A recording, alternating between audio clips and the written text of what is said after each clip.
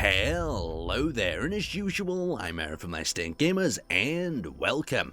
So as I was browsing through the web, I came across Helion. Now this game is described as a fusion of survival and space simulation genres, and that caught my attention, because we all like the survival categories. I used to play a lot of DayZ, and combining that with the space simulation, that sounds extremely exciting. So I checked out the website, checked down the backstory, and it got me really intrigued about this game, and then I watched a little bit of the gameplay. I'm going to show you a little bit of that today, talk to you, give you some of my ideas of what it could be about, and what's more exciting about this, as it's actually coming early access this January. So we're not going to have to wait too long to see what this game is going to be all about, and if it's going to hold up to the claims that they're making, because a lot of the games in this genre at the moment have not been meeting them requirements. Not saying anything, but let's have a look at the gameplay.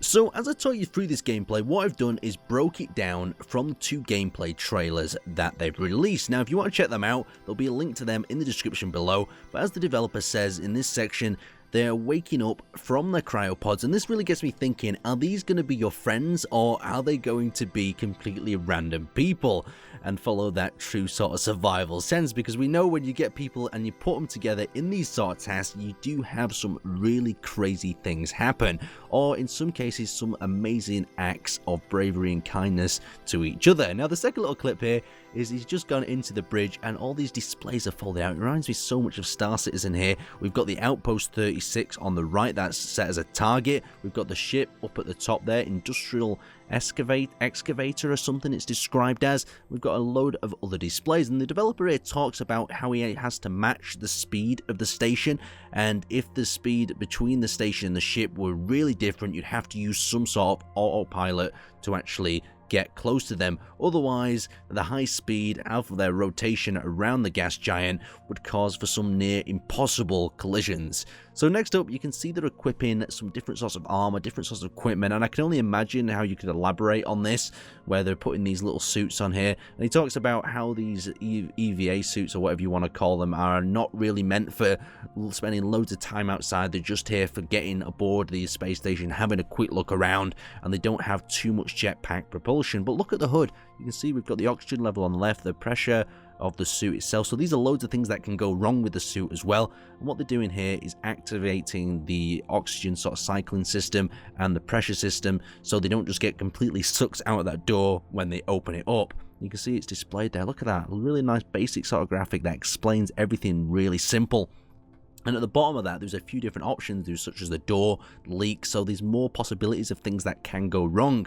And as the developer was talking about this, he explained that there can be a lot of things that need to be fixed on these stations and different items around. So this next part is they're doing a little bit of a spacewalk towards the airlock of this station, and the developer talks how this station's been powered down and you're going to be required to do a few different things to start it up. And what I like here is actually manually restarting or opening up the solar panels on the outside of the ship.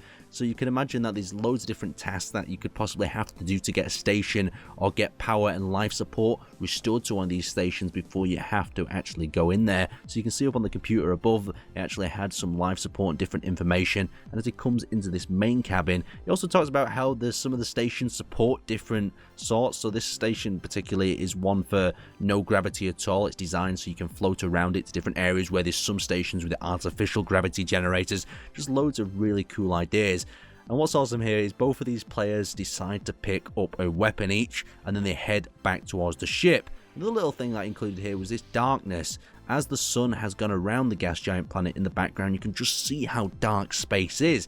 And in a lot of these space games, they try to spark a lot of balance between how light and dark things should be, and they usually keep it too light all the time. But this gives a really scary, dark vibe and gives you that feeling of how scary and alone space actually is. And you can see the sun coming back around the side and lighting that ship up, looking absolutely beautiful as the other space astronaut kind of character floats past, and they're going to enter back into the airlock. Now they're both back inside, and as you can imagine, since this is a survival sort of game, your choice is not really limited, and these two guys decide they want to take over the ship itself. I'm not too sure about the weapons here as they fire, but obviously it's in early sort of stages. That guy gives a real good spray into him on the floor. As they go into the bridge, they decide to take over the captain himself there to get him out. Look at that folding up, beautiful, aiming down the sight. So you can only imagine there's going to be a whole variety of different sorts of things that happen when these players are put together on these servers. So this next little situation is they're on a different ship. This is more of a mining ship. It's a lot smaller than the other one, and they're coming in to mine out an asteroid. Now the developer talks about how mining takes an extremely long time, and the reason for mining is to fix up stations, repair different items, and basically get technology going, because this is hundreds of years after this technology is kind of gone out of date and obsolete, so it's going to need a lot of maintenance, a lot of repairing to get going. So once again, they're suiting up. Hopefully there'll be some locker, things won't be on the floor, because you can imagine them things just floating around, and they decide to stick the helmet on. Look at that, how it goes over his head, and they step out with the drills on and their suits. Now what's cool about these drills is they have a little bit of a display. You can see at the bottom right there, you don't get to see too much of it, but they also have a small battery pack, so you just can't go mining on forever. Really nice feature. I love it how they just spacewalk out. Just seems to glide so well, and there's a back view of the ship there, so you can see that one's a lot smaller than the other one, and it's got like some vertical takeoff engines, so you can only imagine maybe that could go down to a planet or whatnot. You can see the little thrusters adjusting as it's floating around, the dust kicking up from the character. Like, the thing is to remember with all these games as we look at them is that they're showing us exactly what they want to show us in these early sort of gameplay clips. So the gameplay could be extremely different, it could be a real different experience, but from what we're looking at here, it does look quite promising, so something to definitely check out. So after they've done a little bit of mining, they head back up to that ship, and you can see the door shutting there on the front. Hopefully these ships would have lots of features, you'd expect that. This seems like the right combination of Star Citizen, in my opinion, and that survival aspect where you don't know really who to trust. Now in this next clip, what they're actually going to do is a spacewalk to reassemble a station, and the developer talks about there's hundreds of these stations out there, all in different levels of disrepair as they've been broken apart and used over there. Look at them little hand motions on the left of that character, very nice.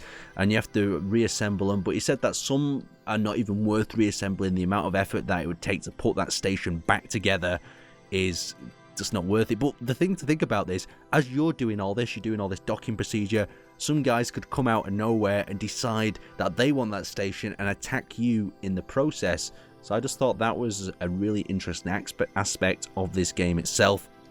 You could say it does share a lot of things with Star Citizen in many categories, but hopefully it'll have its own merits as well. So they're entering back into one of these airlocks, and this is one of them rooms that does actually have artificial gravity on. You can see the size of the room. The developer talks like this seems to be one of the largest stations as he's explaining it, but maybe there could be different ones in the future, we don't know. So you can see the docking procedure, the operations, and there's a few different bars there, things that look like they could go wrong if you mess them up, maybe ram one module into another, cause more damage to it. So you've got like two little pads or two squares on both sides, and then the docking port there itself as these little modules. So these modules probably going to require some sort of fuel, different things to get them going. He's waving in a module in there, a view from the ship camera itself. And there we go, it green lights, and it docks in, and it gives like an AOK symbol. Them symbols are going to be great, especially if someone doesn't have a microphone. That would be bloody annoying as enough as it is. So then they go to explore the interior and dock the other modules and basically make themselves a space station. And at this time, the developers didn't super explain what would be the purpose of this, except for providing power. Maybe it could have refineries or different things aboard to help repair other ships. But obviously it's all speculation. You're just going to have to see how it goes. A beautiful little design, and hopefully this game becomes what you imagine it to be. But remember, don't hop on that hype train, and I'll keep an eye on this for you.